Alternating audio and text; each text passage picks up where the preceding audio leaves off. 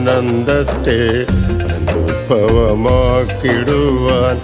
അവതാരമായി വന്ന അഖിലാത്മനാഥ അഖിലാത്മനാഥ. ആത്മാവിലാനന്ദത്തെ അനുഭവമാക്കിടുവാൻ അവതാരമായി വന്ന അഖിലാത്മനാഥ അഖിലാത്മനാഥ.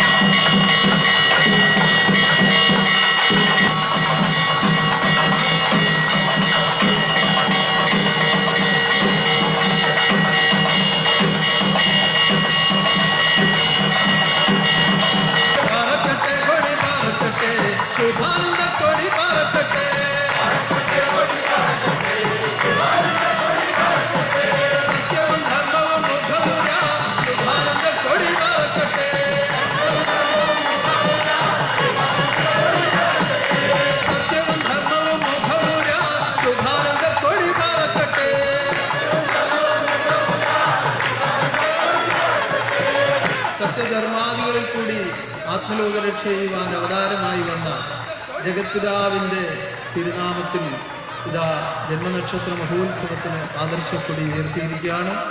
എല്ലാ ഹൃദയങ്ങളിലും ശുഭാനന്ദാദർശ പതാക ഉയർന്ന് പൊങ്ങി ഇളങ്ങി പ്രശോഭിക്കുമാറാകട്ടെ. സർവലോകത്തിനും ഇത് ശാന്തിയായി ഭവിക്കുമാറാകട്ടെ. നടക്കേണ്ടുന്ന ഓരോ കർമ്മവും ഈ നിമിഷം മുതൽ ഇത് തിരിച്ച് ഈ മണ്ണിലേക്ക് ഇറക്കുന്ന സമയം വരെയും നടക്കേണ്ടുന്ന സർവകർമ്മങ്ങളും ജഗദീശ്വരനും ദൂതന്മാരും ദേവീദേവന്മാരും വിഷ്ണുദൂതന്മാരും സർവപ്രകൃതികളും തുണയായി നിന്ന് സർവ്വതമാനന്ദമായി ഭവിക്കുമാറാകട്ടെ. സർവ്വതമാനന്ദമായി ഭവിക്കുമാറാകട്ടെ.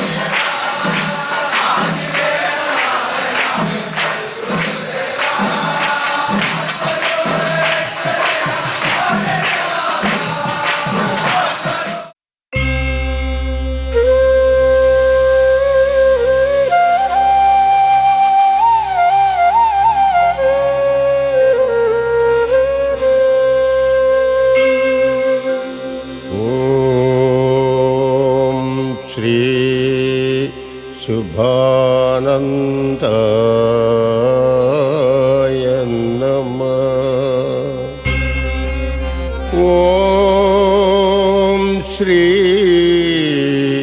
ശുഭാനന്ദായ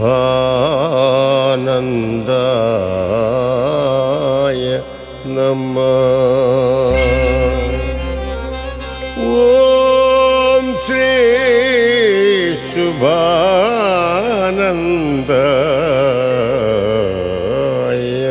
നമഃ.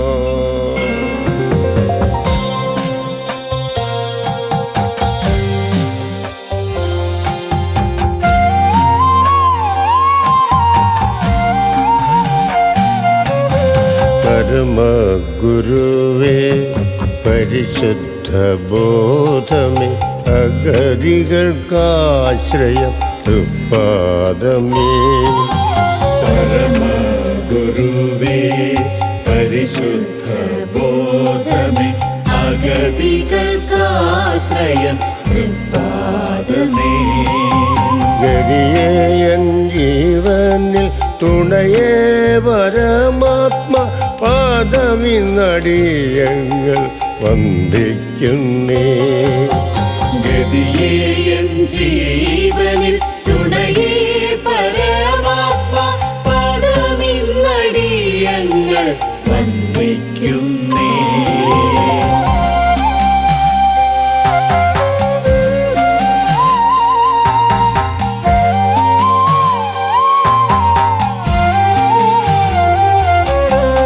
അടിമയിൽ തന്നെ ജനിച്ചു ജീവിച്ചൊരു സമയമീഴകൾ ഓർത്തിടുന്നേ.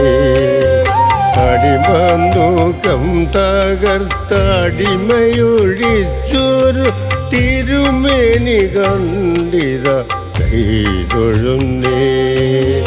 അടിമാനുകം തകർത്തടിമയൊഴിച്ചൊരു തിരുമേനി കണ്ടിത കൈതൊഴുന്നേ.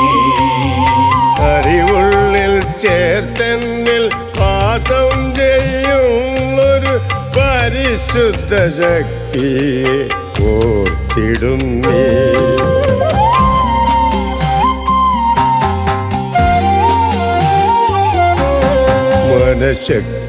മനഃശക്തിയില്ലാതെ വലയുമീഴയ ചെറിയ കൂട്ടങ്ങളെ കൈവിടല്ലേ.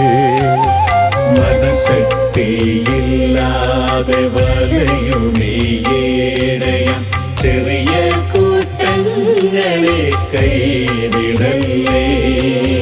മനസ്സാ വാചാ കർമ്മ പിഴകൾ തിരുത്തുവാൻ അഗതികൾക്കാശ്രയം വേറെയില്ലേ. മനസാ വാചാ കർമ്മ പിഴകൾ തിരുത്തുവാൻ അഗതികൾക്കാശ്രയം വേറെയില്ലേ. ശാന്തിയടി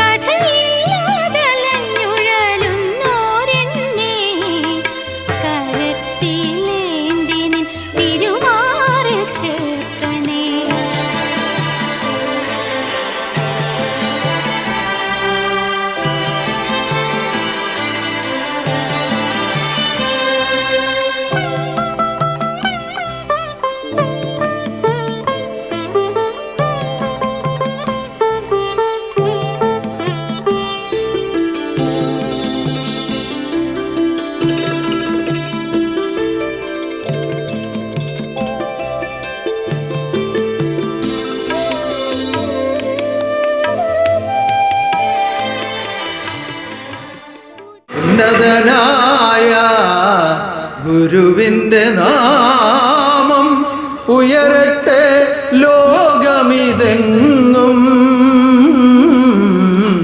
ഉയരട്ടെ ലോകമിതെങ്ങും.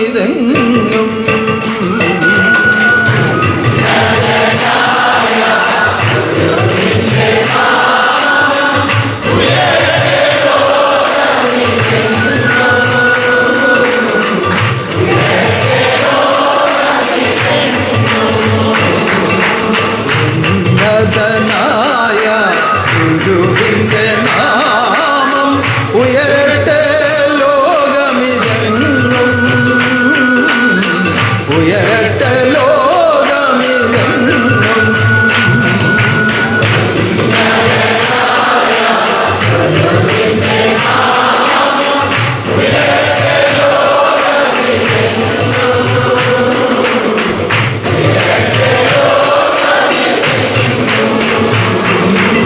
ദേവനിൽ ദേവ ശുദ്ധാനന്ദ ദേവ, നിന്നുടെ ശോഭ ഞാൻ കണ്ടേ, നിന്നുടെ ശോഭ ഞാൻ കണ്ടേ.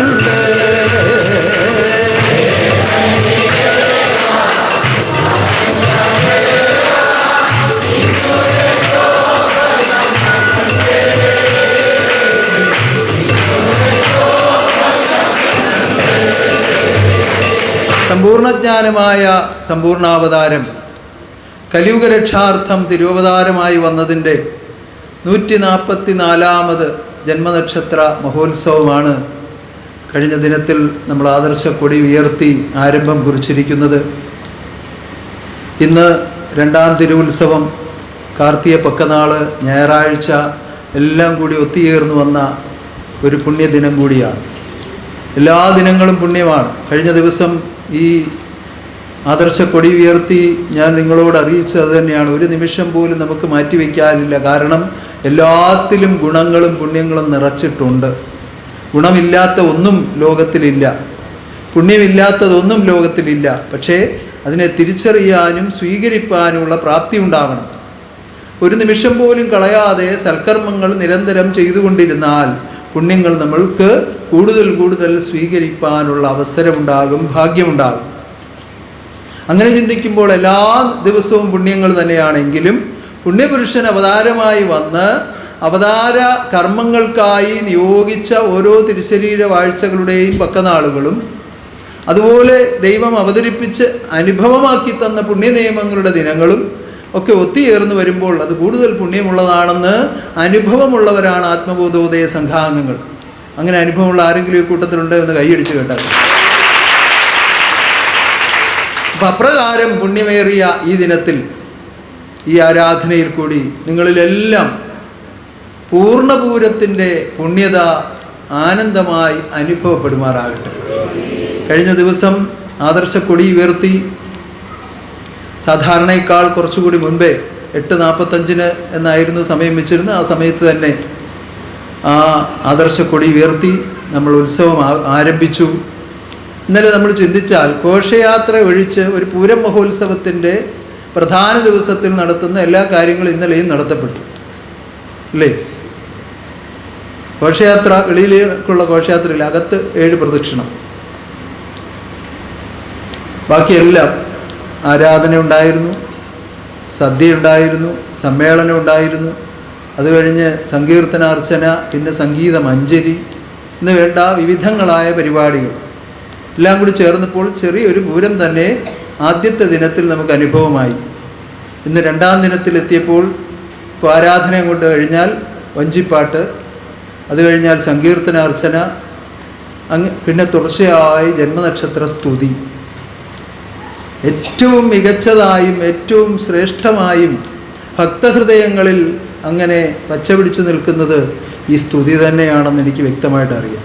അതൊരു പ്രത്യേക അനുഭവമാണ്, ഒരു അനുഭൂതി വിശേഷമാണ്. നമ്മൾ മറ്റു പരിപാടികളിലൊക്കെ പങ്കെടുക്കുമ്പോൾ സമ്മേളനത്തിന് പോകണം, അത് കേൾക്കണം, വഞ്ചിപ്പാട്ട് നടത്തുമ്പോൾ അവിടെയും കുറച്ച് പേര് അത് ശ്രദ്ധിക്കാറുണ്ടാവും, ഇതെല്ലാം വേണമെങ്കിലും ഇതിനേക്കാളൊക്കെ ഉപരിയായി സമ്മേളനം നടക്കുമ്പോൾ നമുക്ക് പുതിയ പുതിയ പല കാര്യങ്ങളും കേൾക്കാനുള്ള അവസരമുണ്ടാകും. അതിൽ നിന്ന് നമ്മുടെ ഗുരു നമുക്ക് അറിയിച്ചു തന്നിരിക്കുന്ന കാര്യങ്ങളെ താരതമ്യം ചെയ്ത് പഠിക്കുവാനുള്ള അവസരമുണ്ടാകും. അല്ലെങ്കിൽ അതിനു മുമ്പ് ഗുരുവിൽ നിന്ന് ലഭിച്ച ഒരു അനുഭവം, അതിങ്ങനെ ആയിരുന്നല്ലോ എനിക്ക് അന്ന് ദൈവം അനുഭവപ്പെടുത്തി തന്നത് എന്ന് തിരിച്ചറിയാനുള്ള ഒരു സന്ദർഭം ഉണ്ടാകും. അങ്ങനെ ഉണ്ടാവാറുണ്ട്. വർഷങ്ങൾക്ക് മുമ്പ് നമുക്ക് ദൈവം തന്ന ഒരു അനുഭവം, പക്ഷേ നമ്മളത് തിരിച്ചറിയുന്നില്ല.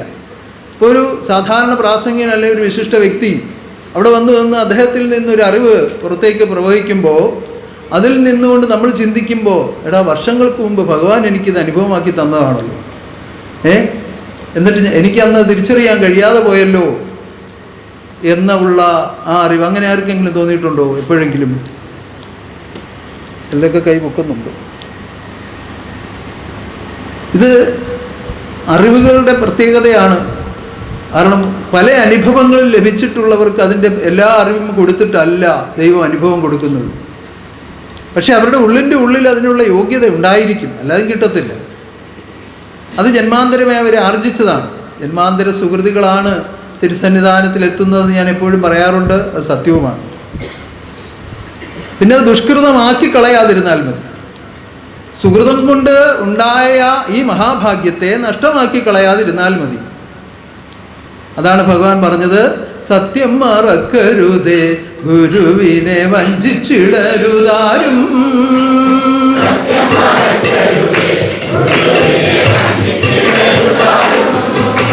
നിത്യമാം രക്ഷകനെ മറന്നിട്ടു ദുഃഖത്തിൽ പോകരുതേ.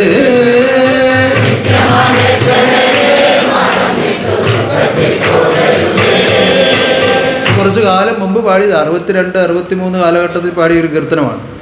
പുതിയതല്ല, പഴയതാണ്, വളരെ പഴയതാണ്. അപ്പം അത് അന്നേ അത് അറിയിച്ചിരിക്കുന്നത് എന്തുകൊണ്ടാണ്? ഇത് മറന്നുപോയാൽ, സത്യം മറന്നുപോയാൽ ദുഃഖത്തിൽ പോകും, സുഹൃതമെല്ലാം ദുഷ്കൃതമായി പോകും. അതുകൊണ്ട് സത്യം മറക്കാതെ ജീവിക്കുക, അതാണ് ഏറ്റവും പ്രധാനം. അപ്പം അങ്ങനെ ജീവിക്കുന്നവർക്ക് ഏറ്റവും കൂടുതൽ അനുഭവവും സുഖവും കിട്ടുന്നത് എന്തിലാണ്? സ്തുതിക്കുന്നു, ഞങ്ങൾ സ്തുതിക്കുന്നു, ആദിനാഥനെ സ്തുതിക്കുന്നു.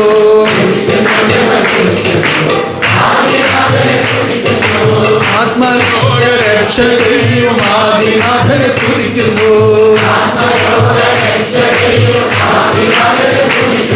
സ്തുതിക്കുന്നു, ഞങ്ങൾ സ്തുതിക്കുന്നു, ആദിനാഥനെ സ്തുതിക്കുന്നു.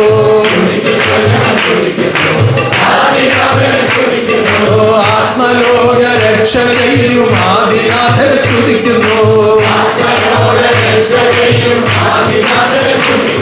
ഉന്നതനാകുന്ന ദൈവത്തെ സ്തുതിക്കുന്നത് ഒരു പ്രത്യേക അനുഭൂതിയാണ്, ഹൃദയം അർപ്പിച്ചുകൊണ്ട് ചെയ്താൽ. അവിടെയും വന്ന് അവരവരുടെ സുഖമൊക്കെ നോക്കി ഒരു കാല് തെക്കോട്ടും വെച്ച് ഒരു കാല് വടക്കോട്ടും വെച്ച് പാടുന്ന ആളിൻ്റെ സൗന്ദര്യവും കണ്ട് അല്ലെങ്കിൽ താളം അടിക്കുന്നവരെ കുറ്റവും പറഞ്ഞ് അങ്ങനെ ഇരുന്നാൽ അതിനൊന്നും ഒരു ഗുണവും ലഭിക്കുകയില്ല. അരിക്കകത്ത് കിടക്കുന്ന പാറയുടെ അവസ്ഥ മാത്രമാണ് അവർക്ക് ഉണ്ടാകുന്നത്. പിന്നെന്താ വേണ്ടത്? ഹൃദയമൊരുക്കി നിങ്ങൾ ഗുരുവിനെ സ്തുതിക്കുമ്പോൾ,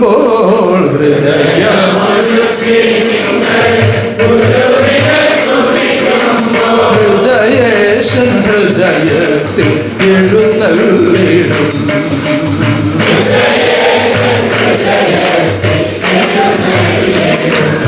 അനിർവചനീയമായ പരമസുഖം ആത്മാവിൽ അനുഭവമാകുവാൻ ഒറ്റ കാര്യം മതി, വിശുദ്ധി പ്രാപിക്കുക. സ്വയം തീരുമാനിക്കണം, എനിക്ക് പരിശുദ്ധമായ ജീവിതം ചെയ്യണം. അപ്പോൾ ചിന്ത, വാക്ക്, കർമ്മം എല്ലാം പരിശുദ്ധമായിക്കൊണ്ടേയിരിക്കും. അങ്ങനെ പടിപടിയായി പരിശുദ്ധതയിലേക്ക് ഉയർത്തപ്പെടുന്ന ആത്മാവിലാണ് ഈ പറഞ്ഞ ആനന്ദാനുഭൂതികളൊക്കെ ഉണ്ടാവുന്നത്. ഭഗവാൻ വളരെ വ്യക്തമായി നമ്മളോട് പറഞ്ഞു, നാമസങ്കീർത്തനം പാടി സ്തുതിക്കുക, അഖിലേശൻ വാണിടട്ടെ, അഖിലേശൻ വാണിടട്ടെ.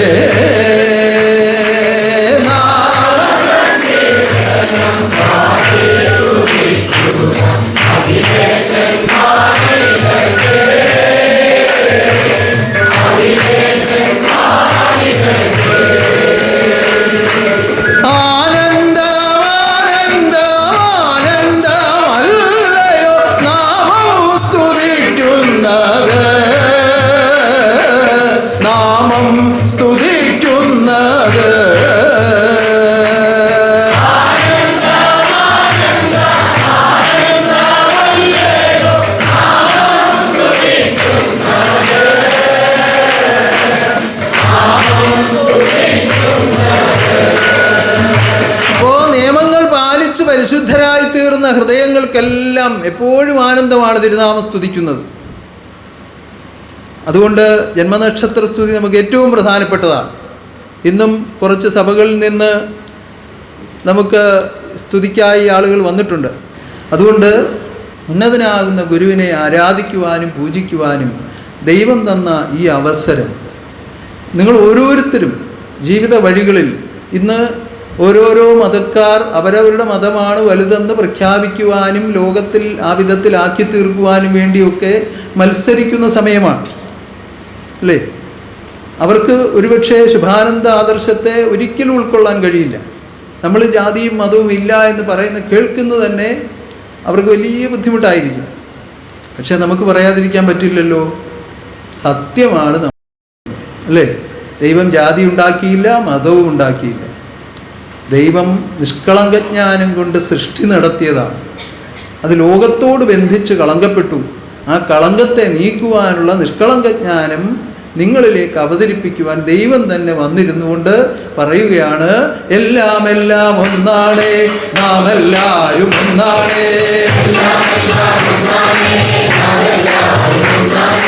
ഒന്നിൽ നിന്നോ വന്നു നാം ഒന്നിൽ തന്നെ ചേരുന്നു.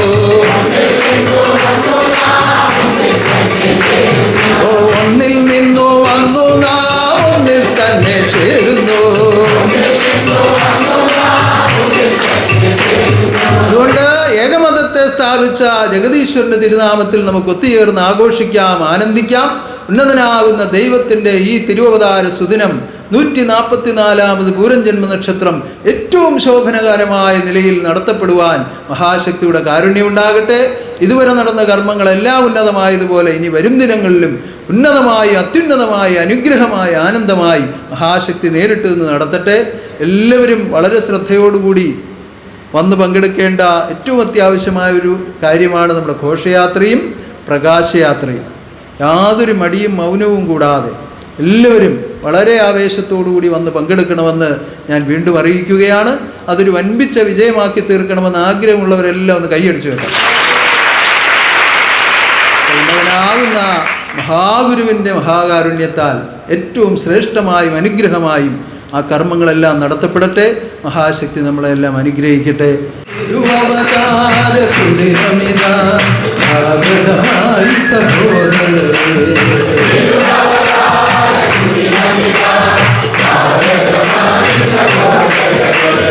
ഒരുമിച്ചിടാം നമ്മൾക്ക് ഒന്നായി പ്രവർത്തിക്കാം.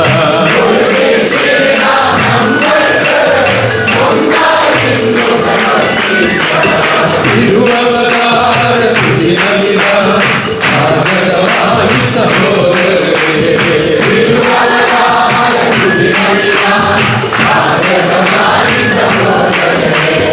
ഒരുമിച്ചിടാം നമ്മൾക്ക് ഒന്നായി പ്രവർത്തിക്കാം.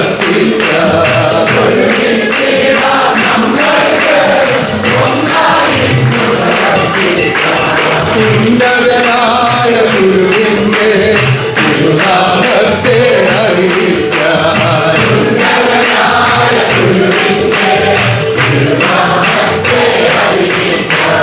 ഉന്നതമായ കർമ്മങ്ങൾ അനുവർത്തിക്കാൻ.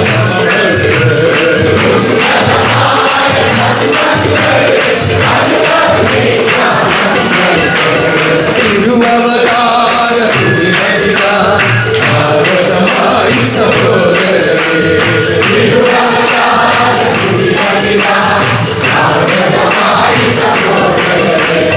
ഒരുമിച്ചിടാം നമ്മൾക്ക് ഒന്നായി പ്രവർത്തിക്കാം.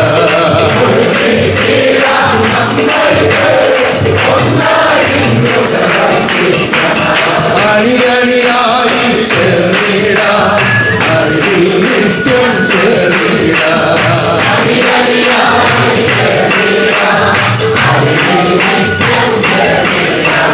നിരനിരയായി കർമ്മിക്കാം, നിയമത്തിൽ പ്രവർത്തിക്കാം.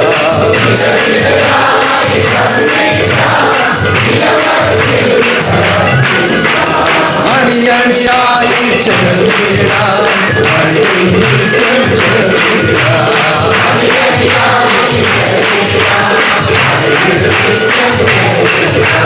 നിരനിരയായി കർമ്മിക്കാം നിയമത്തിൽ പ്രവർത്തിക്കാം.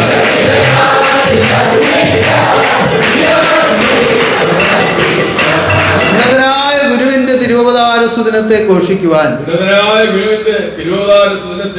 ഉന്നതമായ ആദർശക്കൊടി വാനിലേക്ക് ഉയർത്തി നമ്മൾ പ്രാർത്ഥിക്കുകയാണ്. ഉന്നതമായ കർമ്മങ്ങൾ നമ്മൾ ക്രമീകരിച്ച് നടപ്പാക്കിക്കൊണ്ടിരിക്കുകയാണ്. ഉന്നതമായ അവസ്ഥയിൽ ഇത് ഓരോ ഹൃദയങ്ങളിലും ആനന്ദം അനുഭവമാകണമേ എന്ന് യാചിക്കുകയാണ്.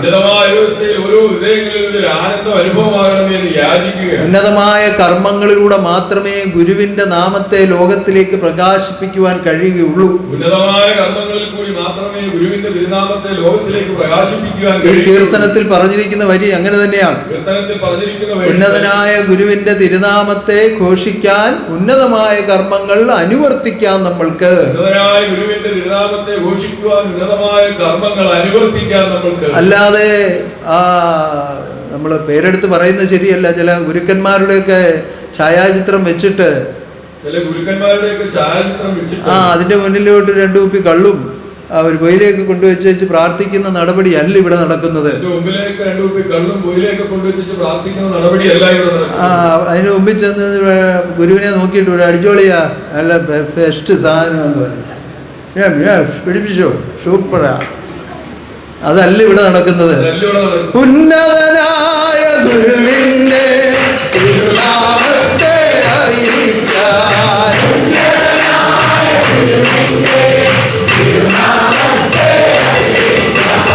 ഉന്നതമായ കർമ്മങ്ങൾ അനുവർത്തിക്കാൻ നമ്മൾക്ക്.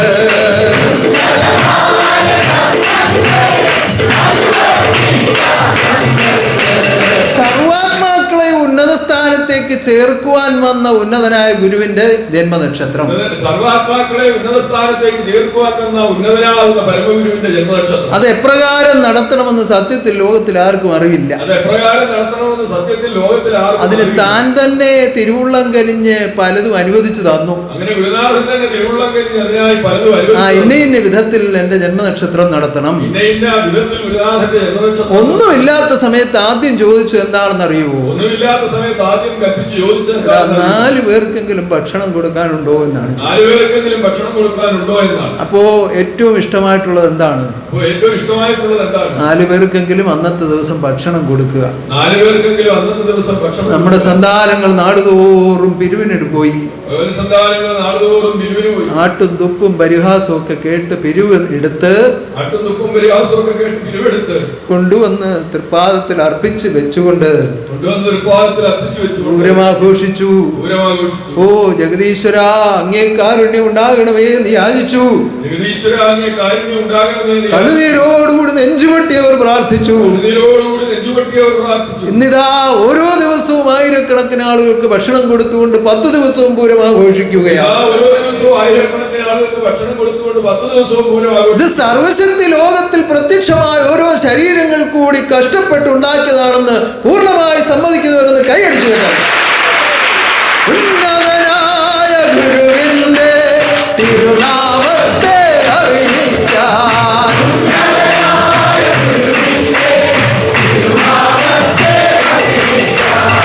ഉന്നതമായ കർമ്മങ്ങൾ അനുവർത്തിക്കാം നമ്മൾക്ക്.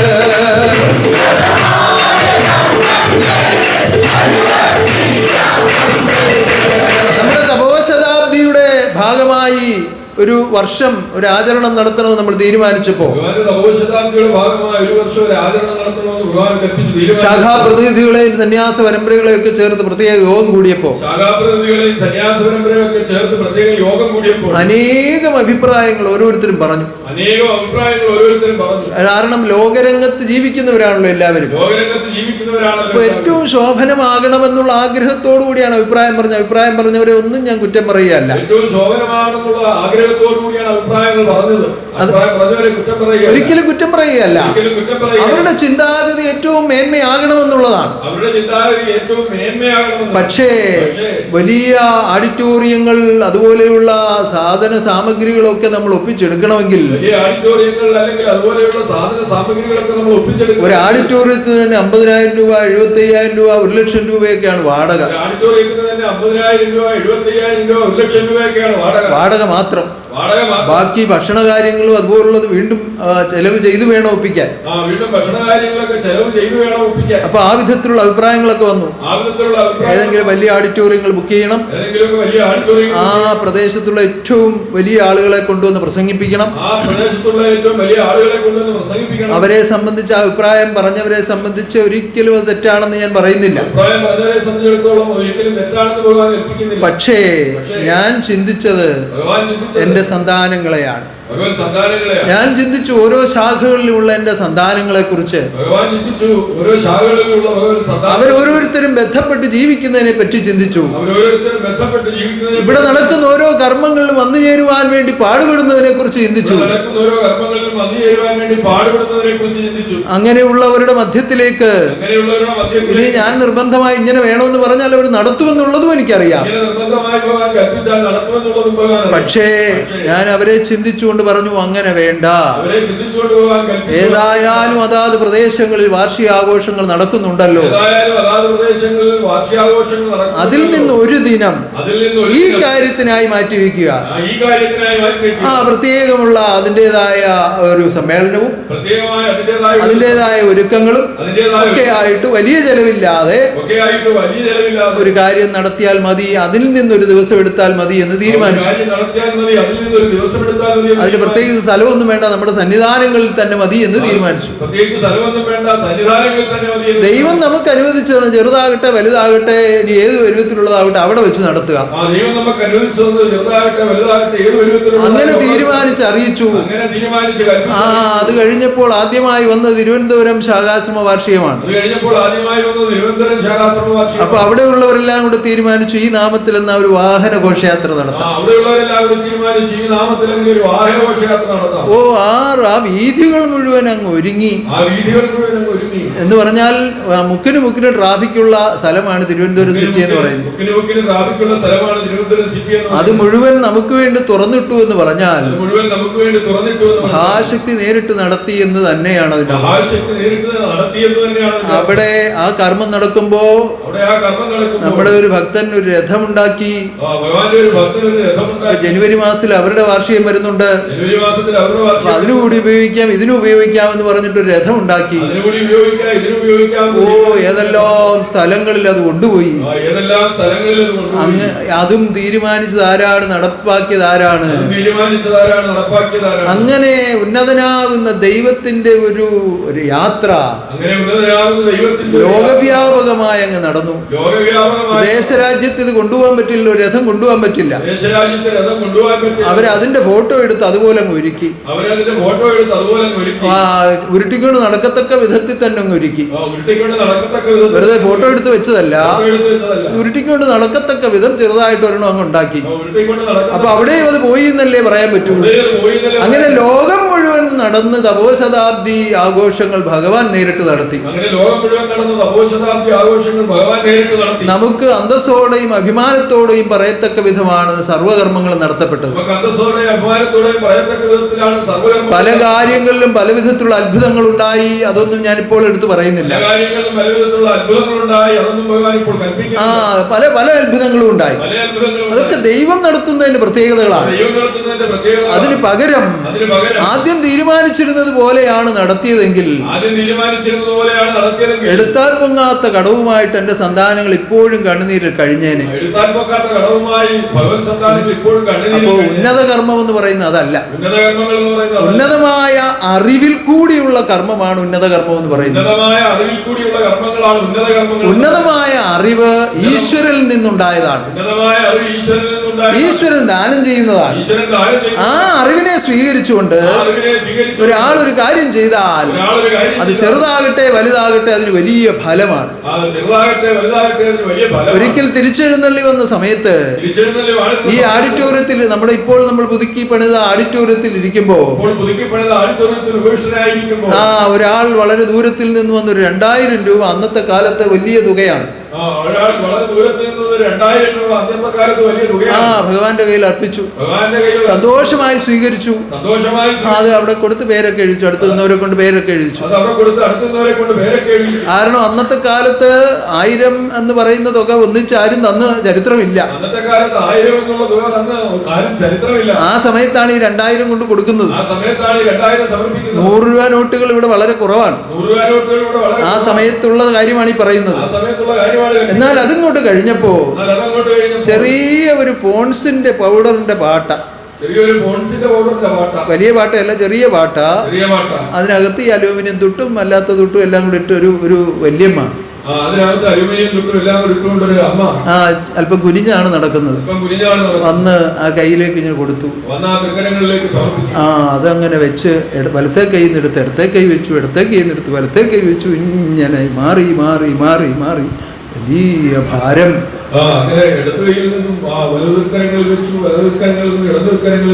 അത് അടുത്ത് നിൽക്കുന്ന കയ്യിലേക്ക് കൊടുക്കുന്നില്ല. അവര് വാങ്ങിക്കാൻ 2 കൈ നീട്ടി നിൽക്കുകയാണ്. നല്ല ഭാരം നല്ല ഭാരം എന്ന് പറഞ്ഞ് അങ്ങ് സന്തോഷിക്കുകയാണ്. അപ്പൊ അവിടെ വലിപ്പപ്പെടുത്തിയത് ഏതിനെയാണ്?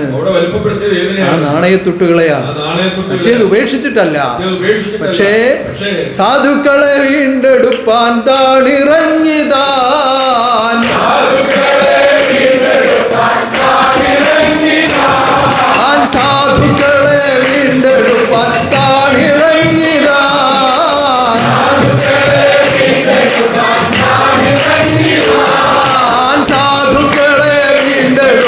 താണിറങ്ങിതാൻ,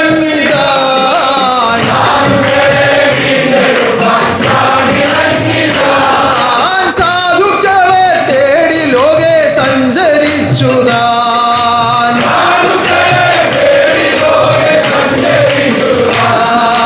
സാധുക്കളെ തേടി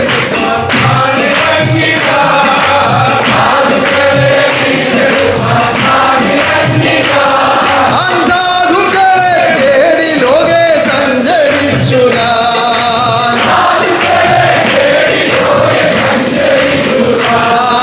കഷ്ടതയും പട്ടിണിയും നേരിട്ടു കണ്ടു,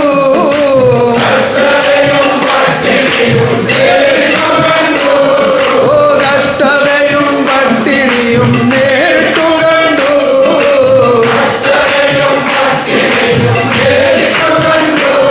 അതു തീർത്തിടുവാൻ കഷ്ടതകൾ സ്വീകരിച്ചു താൻ, അതു തീർത്തിടുവാൻ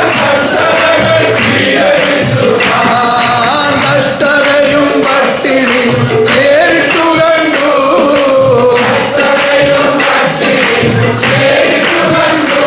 അതു തീർത്തിടുവാൻ കഷ്ടതകൾ സ്വീകരിച്ചു താൻ,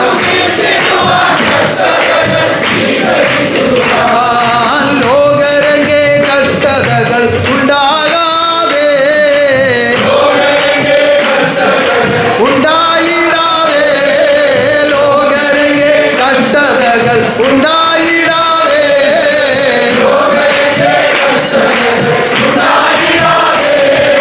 ലോകരംഗെ കഷ്ടതകൾ ഉണ്ടായിടാതെ,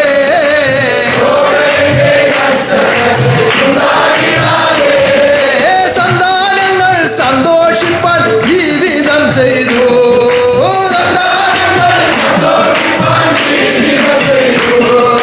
ലോകരംഗെ കഷ്ടതകൾ ഉണ്ടായിട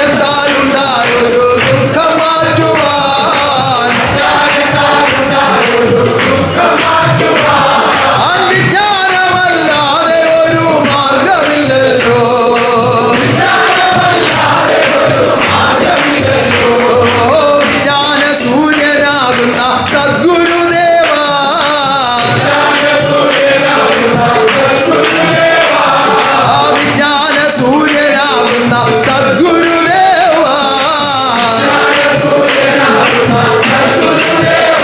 അങ്ങേ പൊന്നുനാമം വാഴ്ത്തി വാഴ്ത്തി വന്നിച്ചിടുന്നേ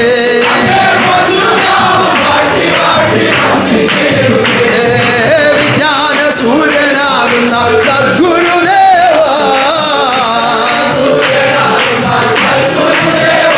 അങ്ങേ പൊന്നുനാമം വാഴ്ത്തി വാഴ്ത്തി വന്നിച്ചിടുന്നേ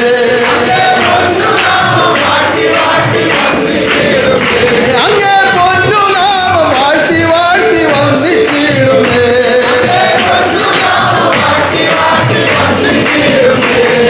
ഏത് കാലത്തും സാധുക്കളുടെ വീണ്ടെടുപ്പിനായിട്ടാണ് ജഗദീശ്വരന്റെ വാഴ്ച.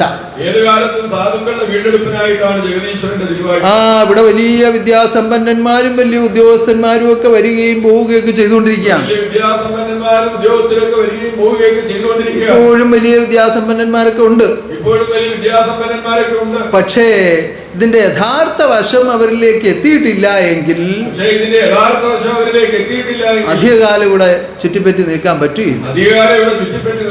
കാരണം അവര് വലിയ വലിയ, ഞാൻ ആദ്യം തപോശതാബ്ദിയുടെ കാര്യം പറഞ്ഞ വലിയ നിർദ്ദേശങ്ങളൊക്കെ വയ്ക്കും. അപ്പോ ഗുരുവിനേക്കാൾ അറിവും കഴിവും ഒക്കെ അവർക്കുണ്ടെന്നൊരു തോന്നൽ വരും. അതിനനുസരിച്ചായിരിക്കും പിന്നെ നിർദ്ദേശങ്ങളൊക്കെ വയ്ക്കുന്നത്. അപ്പൊ അവരോട് കൂടുതൽ ഇഷ്ടമുള്ളത് കൊണ്ട് അവർ പറയുന്നതൊക്കെ ഗുരു അനുസരിക്കുമെന്നൊരു ചിന്ത വരും. പക്ഷേ അതെല്ലാം വലിയ അബദ്ധത്തിലായി പോകും. പിന്നെ ഇവിടെ നിലനിൽപ്പില്ലാതെ വരും. അങ്ങനെ പല അബദ്ധങ്ങളും പലർക്കും പറ്റിയിട്ടുണ്ട്. ഇനി അത് പറ്റാതിരിക്കണമെങ്കിൽ എന്ത് വേണം? സാധുക്കളെ വീണ്ടെടുപ്പാനാണ് ദൈവം വന്നതെന്നുള്ള ഒരു ചിന്ത അകതാരെല്ലാം ഉറപ്പിച്ചാൽ മതി. അപ്പൊ എന്ത് വേണം? കുഞ്ഞായിരുന്നാൽ വളരാൻ കഴിയുമെന്ന് ഒരു പണ്ട് പറഞ്ഞതുപോലെ നമ്മൾ സാധുവായിട്ട് അങ്ങ് ജീവിച്ചാൽ മതി, ദൈവം നമ്മുടെ കൂടെ കാണും. മിടുക്കനാണെന്നൊരു ചിന്ത വന്നാൽ ദൈവം അവിടെ നിന്ന് അകന്നു പോകും. ഞാനൊരു സാധുവാണ് എന്ന് സ്വയം തിരിച്ചറിയുക. എനിക്ക് ഈ ലോകത്തിൽ വലിയ കഴിവോ പ്രാപ്തിയോ ഇല്ല എന്ന് തിരിച്ചറിയുക. എന്നാൽ ദൈവം അറിയിച്ച അറിവിൽ കൂടി ഉന്നതരായി ജീവിക്കുക. അറിവ് കൂടുന്തോറും ഉന്നതരാകും തോറും വിനയപ്പെടാനും ഭക്തി വർദ്ധിക്കാനും കാരണമായി തീരുകയേ ഉള്ളൂ, അല്ലാതെ അഹങ്കാരം ഉണ്ടാവുകയില്ല. മുൻപ് ഞാൻ പറഞ്ഞിട്ടുള്ളതുപോലെ ഒരു നെൽപ്പാടത്തേക്ക് നമ്മൾ നോക്കുമ്പോൾ നെൽക്കതിരുകൾ പഴുത്ത് അങ്ങനെ പാകമായി നിൽക്കുന്ന സമയത്ത് അവിടെ ഇവിടെ ആയി ചില ആളുകൾ ഇങ്ങനെ തലപൊക്കി നിൽക്കും. ഞാൻ മുമ്പേ പറഞ്ഞ് ഇങ്ങനെ നിൽക്കും. അത് കൊയ്തെടുത്ത് നമ്മൾ മെതിച്ചാൽ അതിനകത്തൊന്നും കാണുകയില്ല. അതിന്റെ പേര് പതിരെന്നാണ്. അതിനകത്തൊന്നുമില്ല. അതുപോലെയാണ് ഈ അഹങ്കാരം കൊണ്ട് നടക്കുന്ന ആളുകളുടെ അവസ്ഥ. അവരെല്ലാത്തിലും ഇടിച്ചു കയറി, അതിലേക്കൊന്ന് കയറി ഇതിലേക്കൊന്ന് കയറി, അവരുടെ ഓട്ടവും ചാട്ടവും കണ്ട എല്ലാം അവർക്ക് അറിയാമെന്ന് തോന്നി. അവർക്ക് ഇല്ലാത്ത അഭിപ്രായമില്ല, അവർക്കില്ലാത്ത നടപടികളില്ല, അവർ പോകാത്ത മേഖലകളില്ല. പക്ഷേ വാദം ചെയ്തിടുകിൽ വാസ്തവം ഉള്ളിലില്ല, അല്ലലൊഴിയാത്ത പൊള്ളമുള. അതാണ് പലരുടെ അവസ്ഥ. അങ്ങനെയുള്ളവരുടെ കൂടെ ദൈവം കാണുകയില്ല. പിന്നെ എന്ത് വേണം? അടിപണിയുന്നു നാഥ പരമപാദാരവിന്ദേ.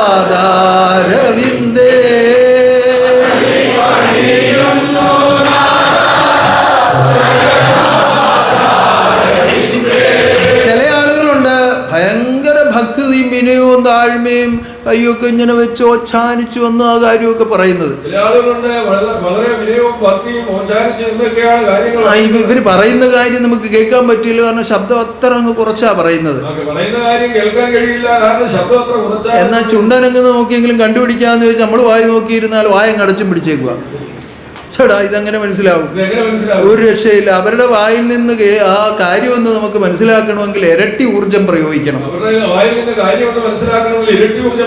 അവിടുന്ന് അങ്ങോട്ട് മാറിക്കഴിഞ്ഞാൽ എന്തടാ ഏതടാ ഇങ്ങനെയാടാ ഞാൻ അന്ന് അങ്ങനെ ചെയ്തിട്ടാണ് ഇങ്ങനെ വന്നത്, ഞാൻ എത്ര ലക്ഷം ഇവിടെ കൊണ്ടുവന്ന് കൊടുത്തിട്ടുണ്ടെന്നറിയൂ, ഞാൻ അത് ചെയ്തെന്നറിയൂ, ഇത് ചെയ്ത്. ഇതുകൊണ്ടൊന്നും ദൈവത്തിൻ്റെ മുമ്പിൽ ഒരു കാര്യമില്ല. അടിപണിയുന്നു നാഥ പരമപാദാരവിന്ദേ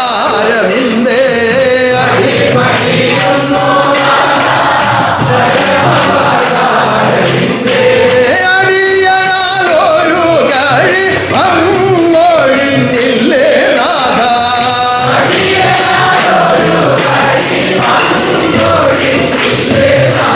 അപ്പൊ നമുക്ക് നേർച്ച കാഴ്ചകൾ സമർപ്പിക്കേണ്ടത് നമ്മുടെ നിയമമാണ്.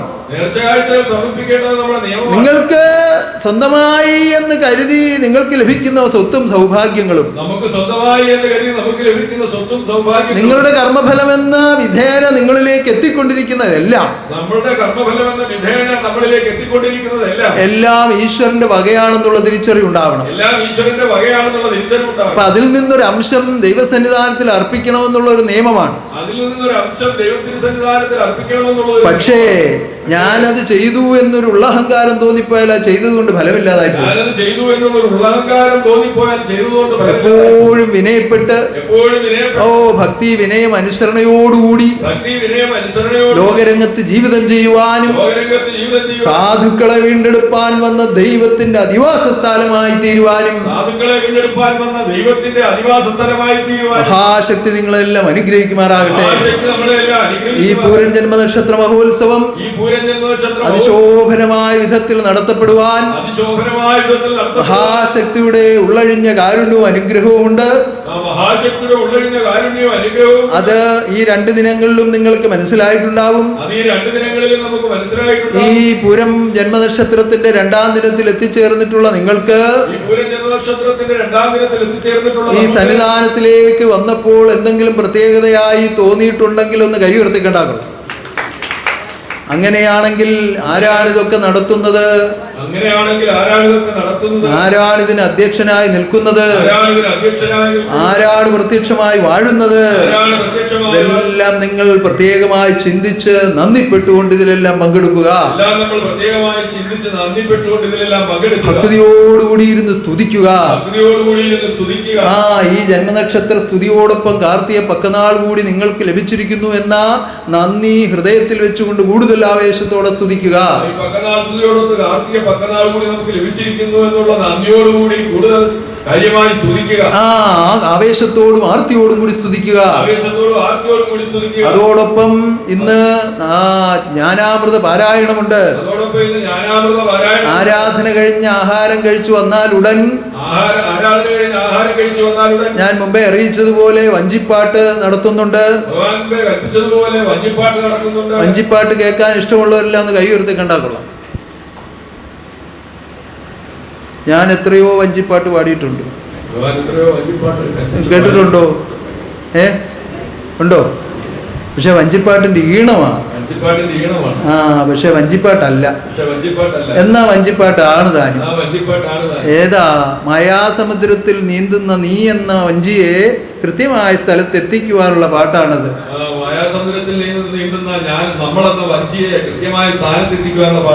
അതുകൊണ്ട് അത് വഞ്ചിപ്പാട്ട് തന്നെയാണ്. പ്രാണനാഥ അങ്ങേ വിട്ടു പോകയില്ലേ അടിയനും. പ്രാണനാഥ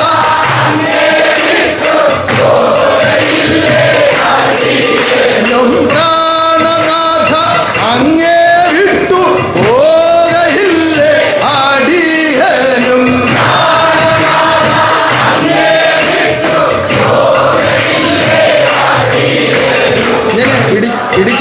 ഇടിക്കുന്ന ഒരു തടിയുണ്ട്, അതിപ്പോ തൽക്കാലം ഇല്ല. ആ ഈണത്തിന് പാടിക്കണം കേട്ടോ. പ്രാണനാഥ അങ്ങേ വിട്ടു പോകയില്ലേ അടിയനും.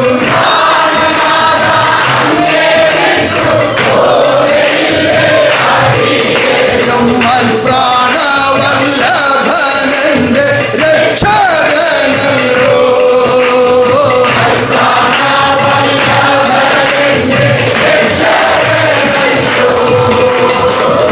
ഇഷ്ടം പോലുണ്ട്. നിഷ്കളങ്ക ഹൃദയങ്ങൾ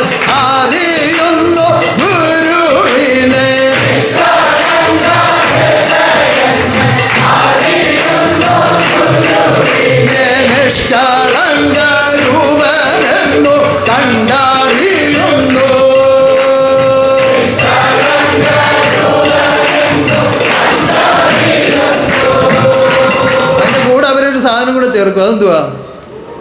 ഓ നിത്തിത്താരാ നിത്തിത്തൈ.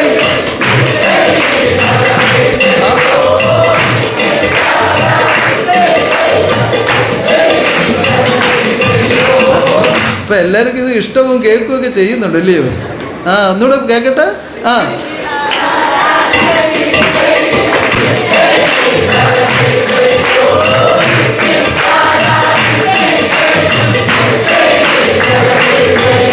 അപ്പൊ ആഡിറ്റോറിയത്തിൽ നടക്കേണ്ട വഞ്ചിപ്പാട്ട് ഇവിടുന്നേ തുടങ്ങി. ആ നേർച്ച നടത്തുന്ന അമ്മ അപ്പുറത്ത് അങ്ങ് സന്തോഷിക്കുക. ഭഗവാനെ ആ സന്താനത്തെയും കുടുംബത്തെയും ഭഗവാൻ രക്ഷിക്കട്ടെ. അപ്പോ ഉന്നതനാകുന്ന ദൈവം വിവിധ കലകളായി കളിയാടിയിടുന്ന കരുണക്കാതലെ അറിയാമോ?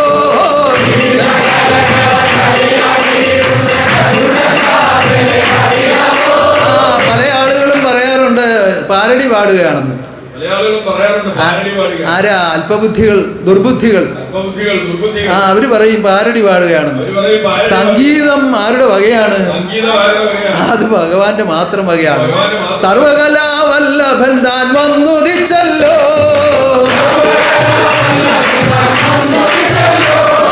സർവകലാവല്ലഭൻ താൻ വന്നുദിച്ചല്ലോ. സർവദോഷം തീർത്തു രക്ഷ നൽകിടുന്നു താൻ. സർവകലാവല്ലഭൻ താൻ വന്നുദിച്ചല്ലോ. സർവദോഷം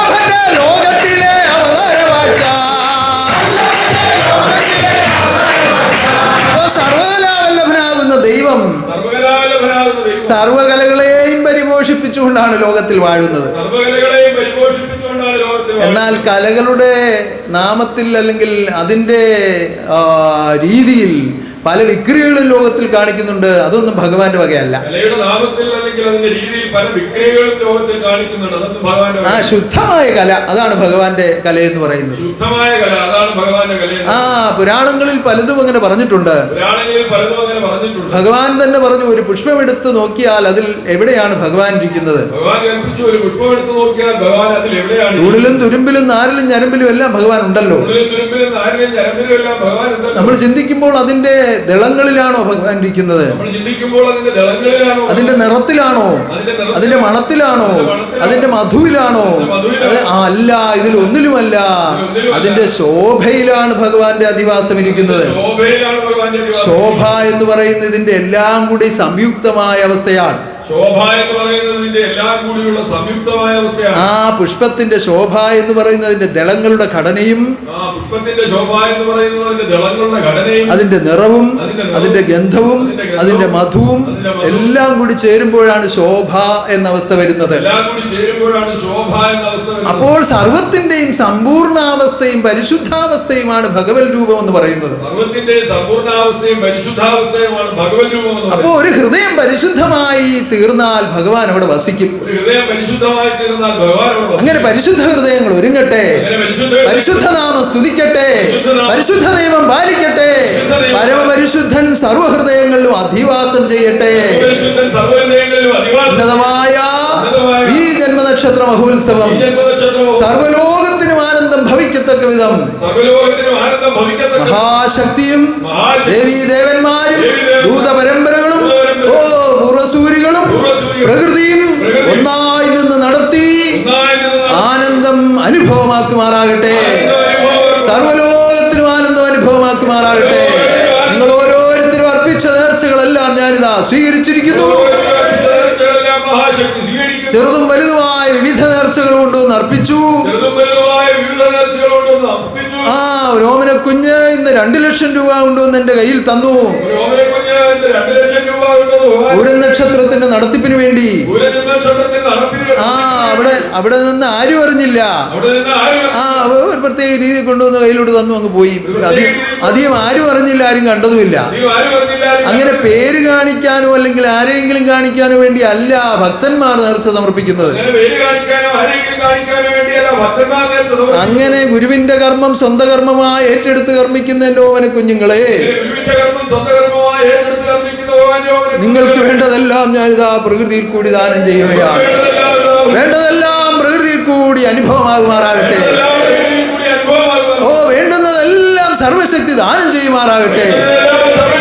ഉന്നതമായ നമ്മുടെ മഹാഗോപുരം അത്യുന്നതമായ അതിശോഭിതമായ നിലയിൽ പൂർത്തീകരിക്കപ്പെടുവാൻ നമുക്ക് പ്രാർത്ഥിക്കാം. വെണ്മയേറിയ ആ മഹാസൗന്ദര്യത്തെ ആത്മലോകത്തിന് വേണ്ടി അവതരിപ്പിക്കുവാൻ മഹാശക്തി നിയോഗിച്ചു നിലനിർത്തിയിരിക്കുന്ന ആത്മദീപത്തെ ആയുരാരോഗ്യത്തോടുകൂടി മഹാശക്തി കാത്തു രക്ഷിക്കുമാറാകട്ടെ. അതുപോലെ രാജഗോപാലിനെയും കുടുംബത്തെയും സ്ഥപതികളെയും ശില്പികളെയും എല്ലാ ഓമന കുഞ്ഞുങ്ങളെയും ഓർത്തുകൊണ്ട് പ്രാർത്ഥിക്കുന്നു. നിങ്ങളുടെ ഓരോരുത്തരുടെയും ഭവനങ്ങളെയും നിങ്ങളുടെ ഭവനങ്ങളിൽ നിന്ന് വിദേശ രാജ്യങ്ങൾ പോയിരിക്കുന്നവരെയും അവിടങ്ങളിൽ നടക്കുന്ന കർമ്മങ്ങളെയും എല്ലാം ഓർത്തുകൊണ്ട് പ്രാർത്ഥിക്കുന്നു. സർവരെയും മഹാശക്തി ദർശിക്കട്ടെ. ഈ പുണ്യപൂരത്തിന്റെ ആനന്ദം സർവയിടങ്ങളിലും അനുഭവമാകുമാറാകട്ടെ. ആനന്ദ സമ്പൂർണനാകുന്ന ദൈവത്തിന്റെ അധിവാസം എന്നും ഈ മഹാസന്നിധാനത്തിൽ ഇപ്രകാരം ഒരു ദിവ്യദേഹത്തിൽ കാണുവാനും അറിയുവാനും അനുഭവിക്കുവാനും തക്ക വിധത്തിൽ മഹാശക്തിയുടെ ഉൾക്കരുണ ഉണ്ടാകട്ടെ.